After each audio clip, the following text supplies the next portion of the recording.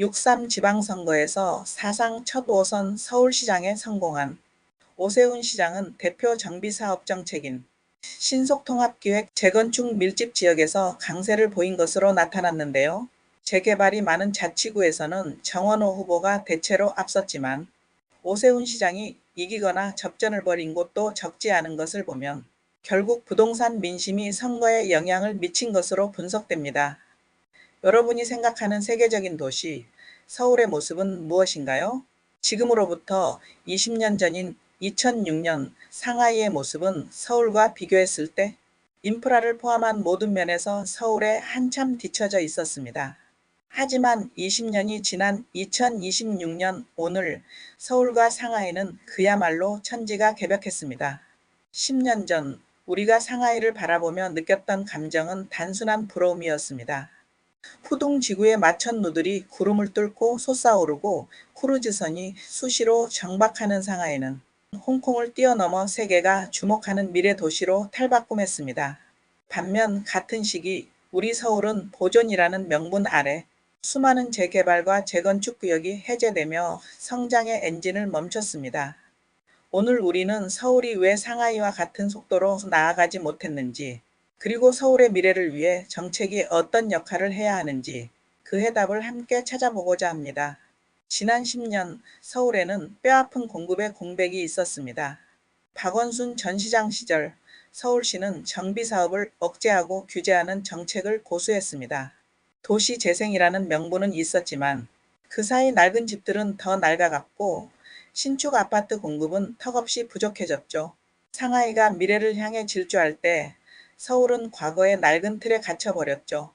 이것은 단순히 집이 부족한 문제를 넘어 미래 세대의 삶의 질을 앗아간 결정적인 실책이었습니다. 매년 4 내지 5만 채가 필요했던 서울의 공급 물량은 올해부터 향후 몇 년간 1만 가구 미만으로 급감할 위기에 처해 있습니다. 정책이 경제와 도시 발전을 저해했을 때 그 피해는 고스란히 시민들에게 돌아온다는 뼈아픈 교훈을 우리는 똑똑히 목격했습니다. 하지만 이제 서울은 달라지려 하고 있는데요. 이번 6.3 지방선거에서 5선에 성공한 오세훈 시장은 도시의 미래를 위한 과감한 승부수를 던졌습니다. 바로 서울 찬스로 명명된 5종주택 8만 2천 가구 공급 계획인데요. 내 집 마련의 꿈을 키워줄 미리 내 집, 청년들의 주거 안정망인 청년 안심주택, 사회초년생을 위한 새싹 원룸, 그리고 바로 내 집과 서울 내 집에 이르기까지 이 5종주택 공급은 단순히 양적인 수치 확대를 넘어 서울이라는 도시가 미래 세대에게 보낼 수 있는 가장 강력한 희망의 메시지입니다.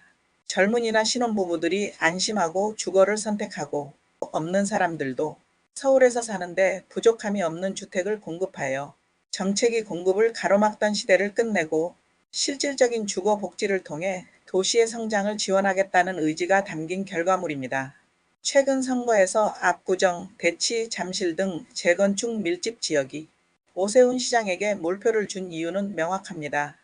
우리 동네를 더 나은 도시로 바꿔달라는 시민들의 절박한 염원이 신속통합기획이라는 정책으로 투영된 것입니다. 기존 20년 이상 걸리던 사업 기간을 12년으로 단축하겠다는 오 시장의 공약은 단순히 가격 상승을 원하는 투기 심리가 아닙니다. 도시의 인프라를 현대화하고 2031년까지 31만 가구를 차질 없이 착공해 글로벌 금융경제 허브로 나아가겠다는 생존 전략입니다. 상하이가 천지개벽할 수 있었던 이유는 성장이라는 대원칙 아래 정책이 과감한 결단을 내렸기 때문입니다.